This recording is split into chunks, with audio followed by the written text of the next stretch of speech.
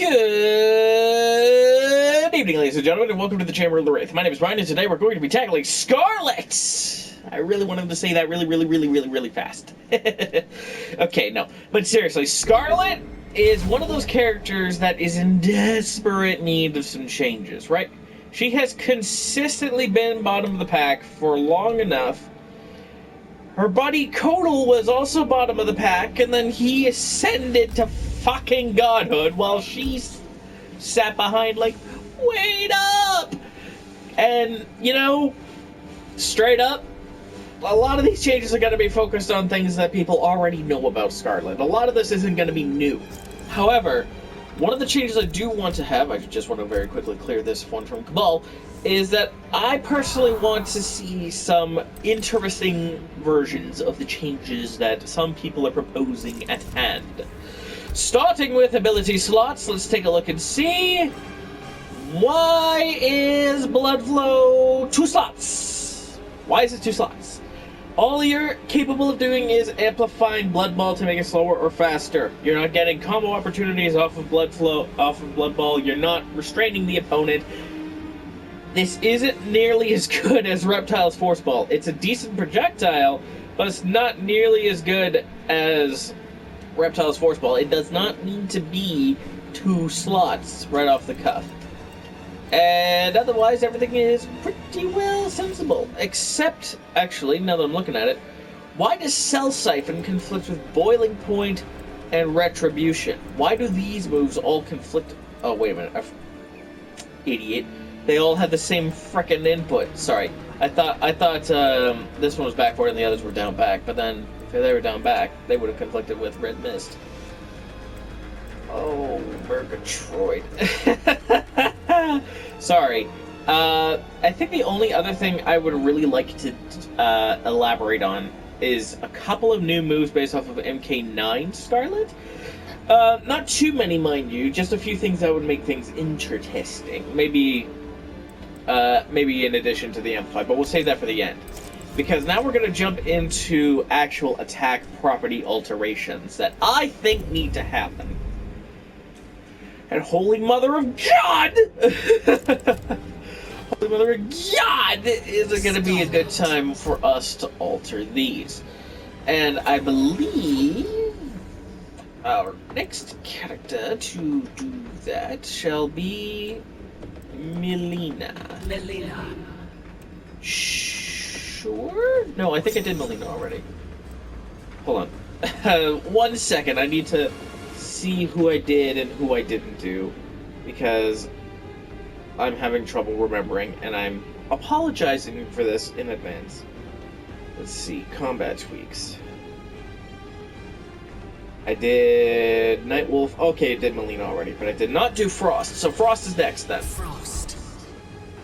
Cyberlink Quay assembly. Sorry, I had to look it up for a second because I was scratching my head about what in the Sam hell. What in the Sam hell? Alright, so first off, the first change I would like to see. First off, we gotta go to frame data real quick and elaborate a little bit. First off, a lot of her attacks are actually fairly slow because they use weapons, right? However, if we take note that I should have actually picked Melina for a better demonstration because it's an overhead thing. Technically a 9-frame overhead, but you have to short hop, so it's probably closer to 25, right? This is 22 frames in an overhead. Why is this a mid? I feel like this could have been an overhead. And that can stay a mid because it's 14 frames. But again, 21 frame mid. 21 frame mid, 22 frame overhead. What's the difference here? How it animates, right? The difference here is 3 frames. I'm pretty sure most people will be able to react to this. The only reason why I think it's a mid is because of its follow-up crushing blow. And you can potentially even slow it down both ways. Very slightly to make it an overhead. 20 frame, 20 frame, just to even it out. But that actually lies with a separate problem that Scarlet has. Which is to say, we take a look at her flawless block gaps.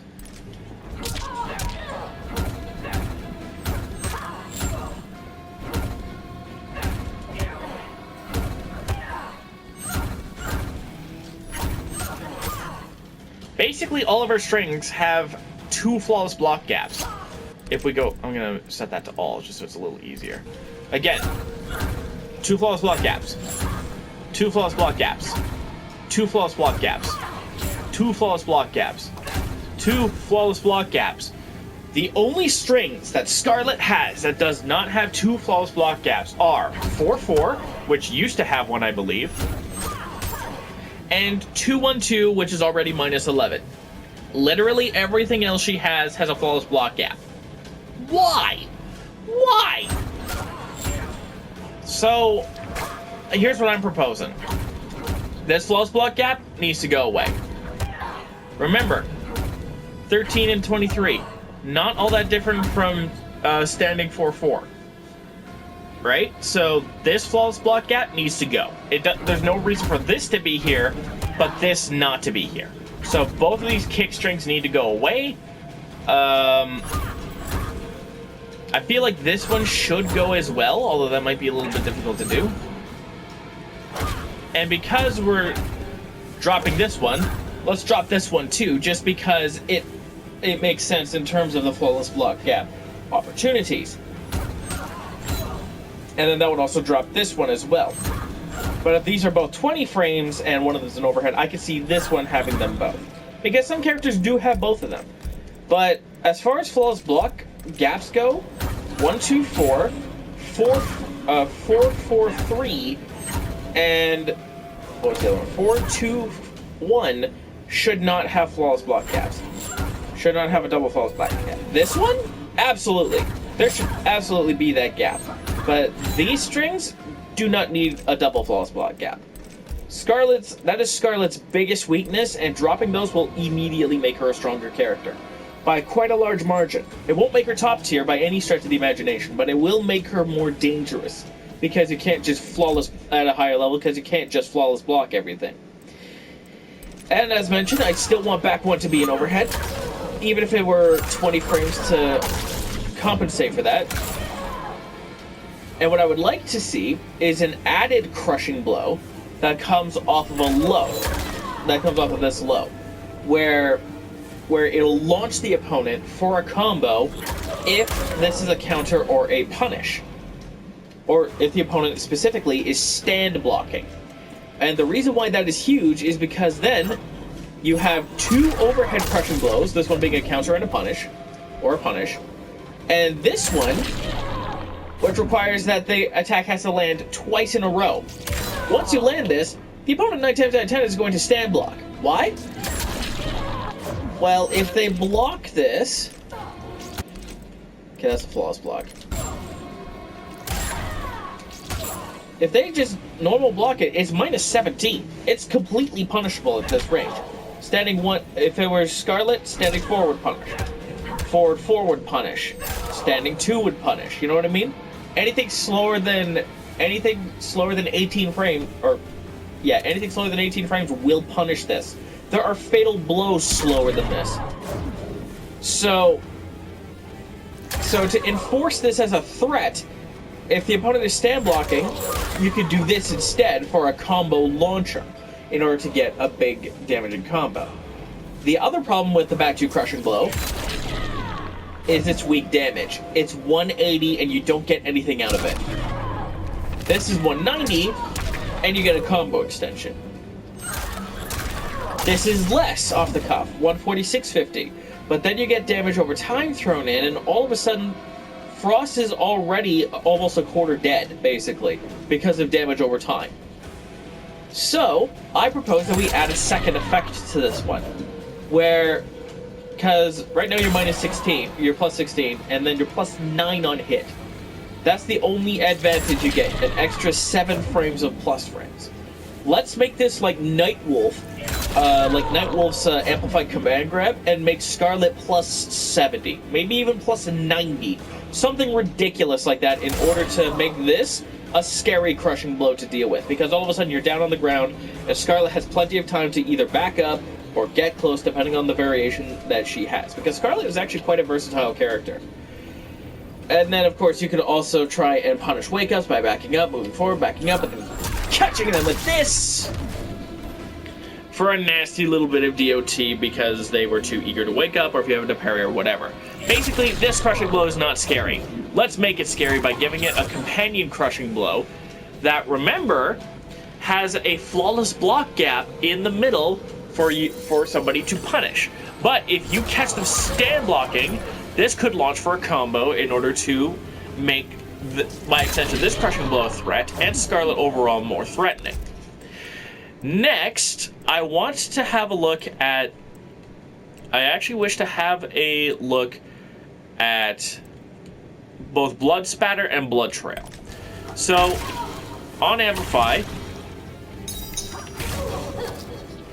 these are these restrain the opponent, but while this is plus 45, you actually trigger auto block.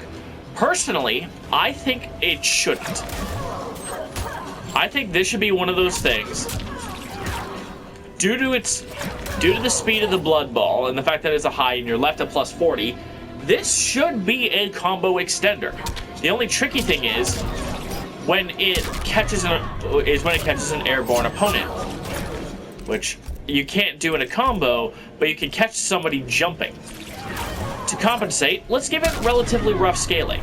So instead of a 40, let's say it's 3750. It'll be harsh if it catches somebody jumping, especially on Amplify. But if you consider that this attack can be, at worst, like point-blank range fast, plus 29. Which, remember, there's this. I personally think auto block should not affect this particular attack. It feels like it doesn't want to, but at the same time, it kind of just ends up that way by proxy. This can stay just as like a nice plus on block thing. You know, you use this, and then you move in. The only thing is that I would like to make this last longer. So instead of, well, let's go full screen for a comparison. Plus 43 compared to plus 45. You're only getting a couple of extra frames. At close range, you're plus 17 to plus 19. Again, you're only getting a couple of frames advantage. Let's up that a touch. Like, let's say instead of the 2 frame difference, or the, yeah, let's say instead of the 2 frame difference, let's say it is a 5 to 7 frame difference. Not enough that, let's say 7 frames at the most. It's not much more, but it would be enough that Scarlet can have a pressure tool.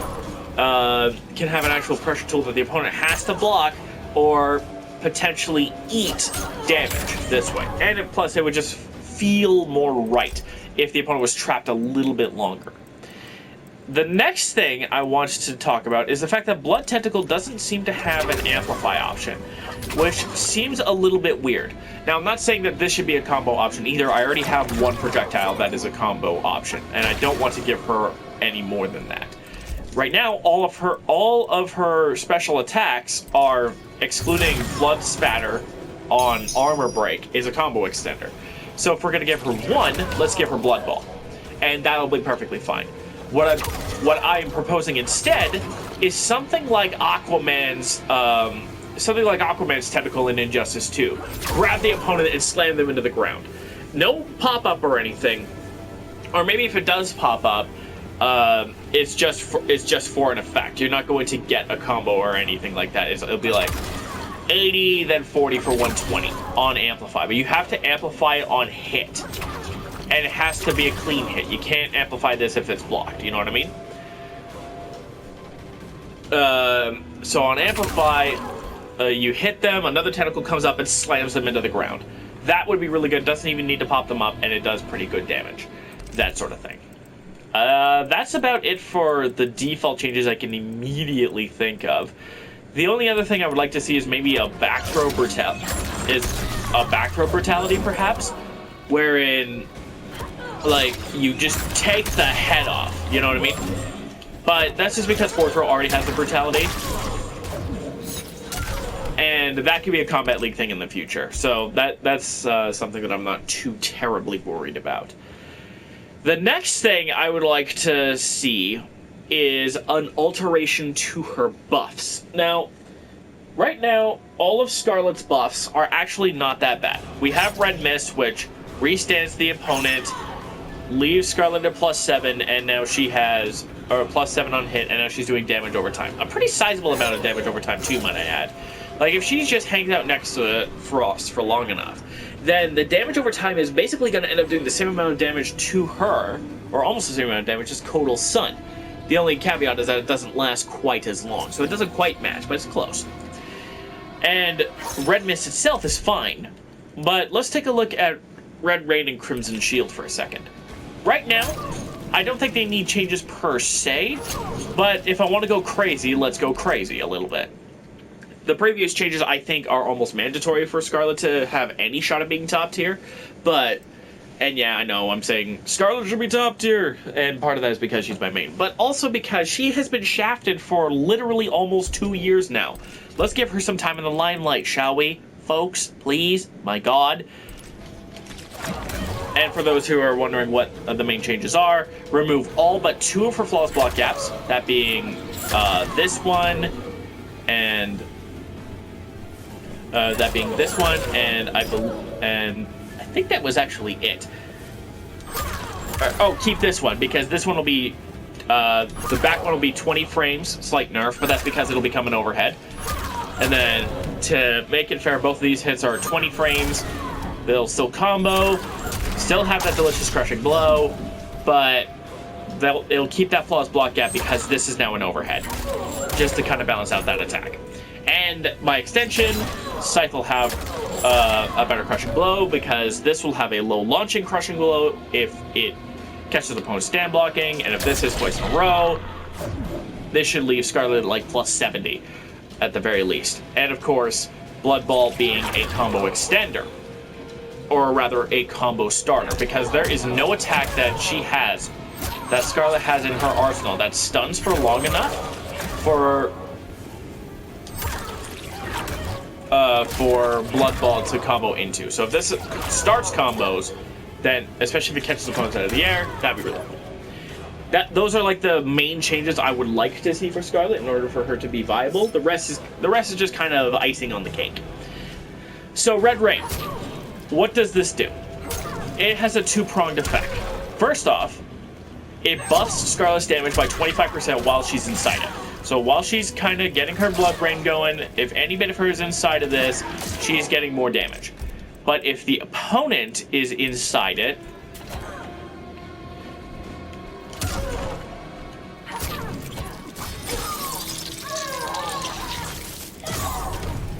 they deal much less damage. In particular, there we go.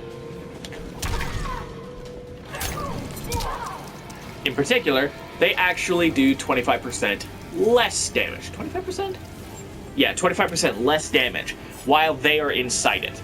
I want an amplify option that widens, that allows Red Rain to either widen, so it has a larger effective area, or that it follows Scarlet around instead of following the opponent around like Kotal Khan's very similar sort of scenario. Crimson Shield, I think, doesn't need an amplify per se. It is already pretty good on its own. It does exactly this. It does something very similar, except to a slightly lesser degree. It's about 20% less damage. About 20% less damage. Is it? Or is that 25%? Because it's 12.5. So is it 33%? Hold on. 3750. Yeah, I think it's actually. Hang on a second. Sorry, I've always been bad at math, so give me a second here. 750 50. Yeah, I think it's actually 40% less damage, or 33% less damage for Scarlet, somewhere in that range. I think it's 33% less damage for the opponent if they're inside of Red Rain. Whereas Crimson Shield,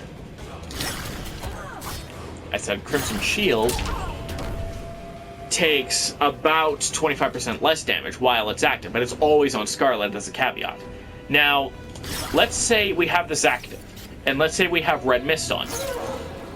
What if this attack launched the opponent meterlessly for a combo, and it would be a combo extender, but the cost was very similar to the ice armor in Unbreakable Sub-Zero in Mortal Kombat X, where you lose the Crimson Shield in exchange.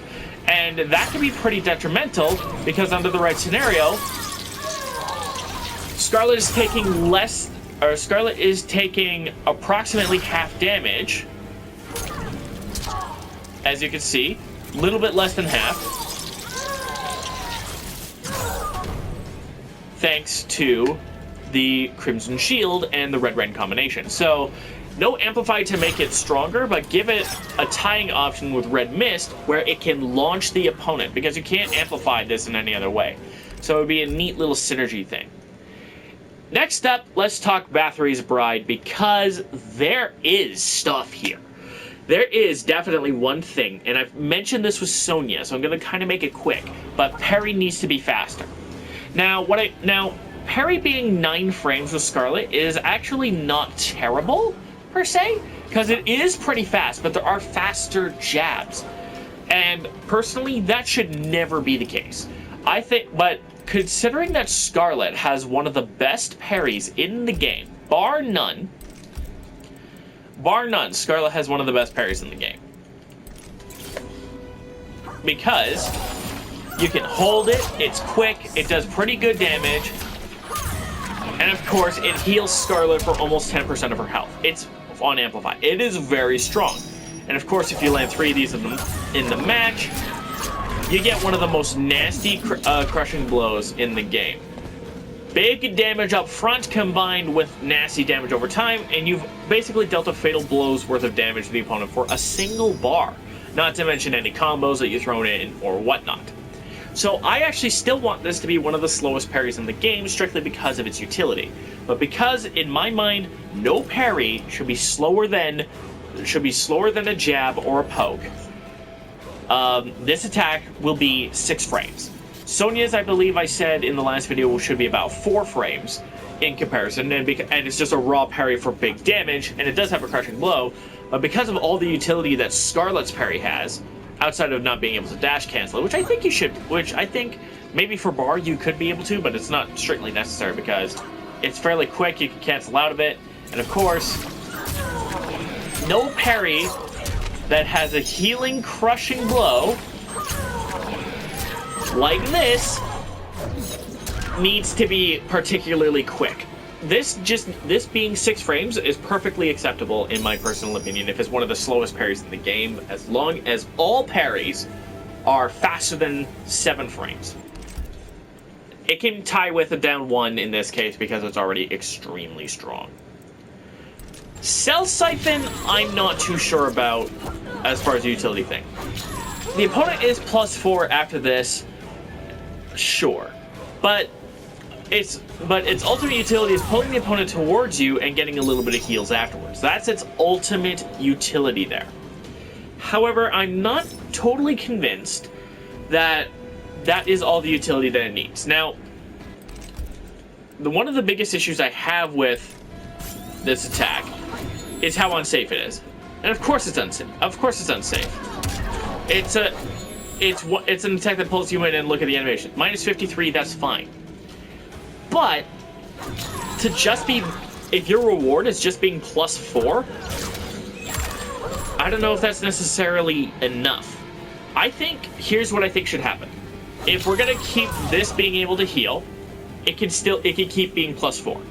But on its own, it should trade the damage and the heal for being more plus based off of range. Like if I catch you at point blank range, Scarlet should be able to cancel out of it early on hit, some way somehow, in order to be plus 10. Let's say plus 10, so that she can get a quick combo, pull them in, and then finish it. And it would only work once in the combo and have heavy scaling, sure. Maybe this could be a second armor break property, actually, where the trance, for lack of a better word, because this is very similar to a Plan Chi trance scenario, but really it's just yanking the blood out of the opponent and thus pulling them towards you. If this perhaps breaks armor, then it can be plus enough where Scarlet can combo and extend combos. But if it doesn't, it'll always be plus 4, which I think is an acceptable trade-off. Because right now, Scarlet's only armor break is the Blood Burst, which is okay, but I think a better amplify like that will go a long way. Finally, actually, before we go too far, I am not sure, per se, if teleport needs a change. I'm going to let you guys decide on this one, because I have a couple of ideas for changes, but as with all of my changes, I want to run... you guys are welcome to discuss this one, but I want to particularly talk about this one. I'm wondering if teleport should have an amplify option, where if you amplify the teleport, you come out of it faster. Or if you can teleport, and like Terminator's teleport, amplify it in order to hide her longer and catch the opponent off guard. And perhaps an air version of the teleport as well? I don't know. I don't know if that's going to be overkill. I want to know what you guys think. But this is the single biggest change that was the tipping point for me to make this video. Killer Clot. For those not in the know of what Killer Clot is, it is... First off, do I not have that in this variation? Oh, I know. Alright, so we have that, and then for the second one, we're gonna have... just for sake of demonstration. Okay? So, normally your opponent is able to cancel a special attack into whatever, and amplify, of course. And Killer Clot prevents that. You get instead of this, I get this. Also, why is the frame data only on one of them? So now it's -7 with all that pushback. And you're trading one of your best projectiles for this buff, by the way. It does last quite a while, sure, and maybe the duration can be cut down just a smidge. But notice how she isn't able to amplify either. So she loses her ability to amplify, and she loses her ability to special cancel her strings into special moves, which, okay, on the surface that seems a little bit broken, but ultimately, is it really? Let's count how long this lasts.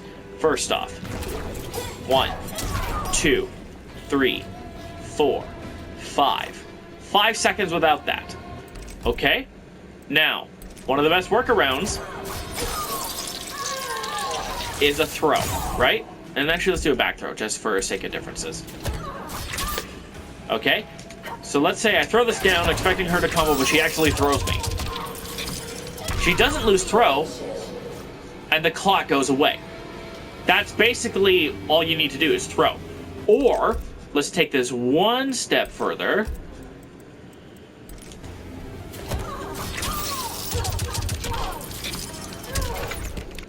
And actually, let's do fourth throw, because that'll be slightly faster for triggering the crushing blow.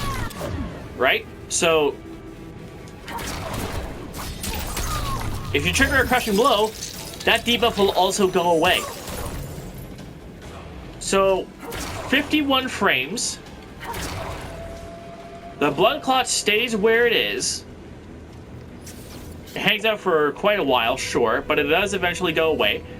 It goes away after about 3.5 seconds, right? But if you were a zoning character, let's say you were a keep away character and you had good projectiles and whatnot, you can keep out of it. the Clot is pretty much a non-factor. In fact, it's worth its 1 slot. So why is it banned? I honestly couldn't tell you.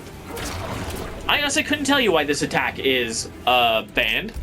And let's take it one step further. Let's say I'm actually going to make the AI Scarlet. And she's going to do this. If I can bait it out. Just jump back if I know that it's there. Or jump forward. Okay, that one landed, but as you can see, I was just out of range of it. So there are ways to get around this. Just simple movement is all you need. It doesn't track as well as it used to, first off. And of course, if it's out here,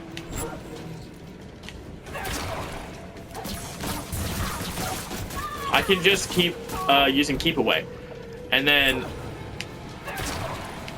of course, if the Clot is still out, I can't put down another one as Scarlet. I still just get down. I still get back 3. So this move, of all of them, is the attack I think should have been unbanned right from the get-go. The command grab being banned for RoboCop, that was due to a glitch that got fixed, right? This should have been unbanned right alongside it, and nothing came of that. Blood Clot is terrible. Let's make it not terrible anymore, shall we? Like, does it even buff the damage of Barf? No, it doesn't. No, it doesn't. It doesn't really do much of anything other than that. So, Killer Clot needs to be unbanned. And then there's Blood Ritual.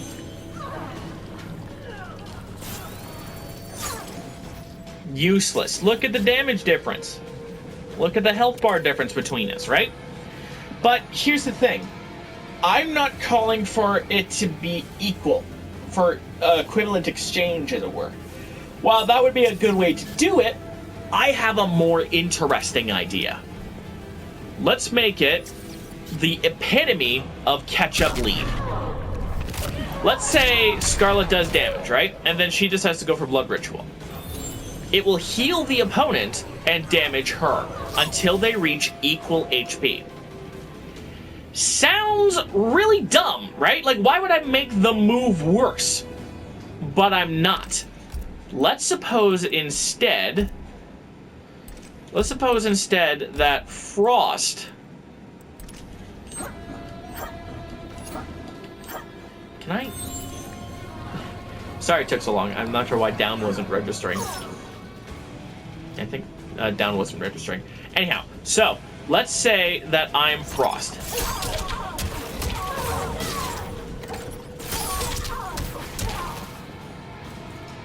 Do I not have drill in this variation? Oh, I don't. Not in this variation. Okay.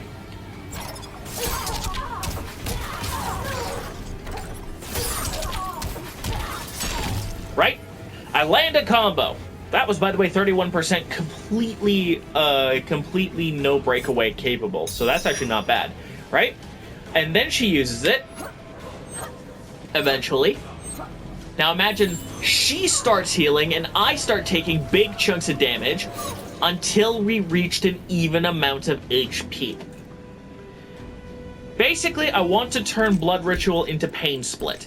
And only fans of a certain colossal franchise will understand that reference. But I want to turn this attack into Pain Split, where the battlers will share their pain. And as a result, the attack will either do damage to the opponent or do damage to Scarlet and heal the opponent, or vice versa, until they reach equal HP.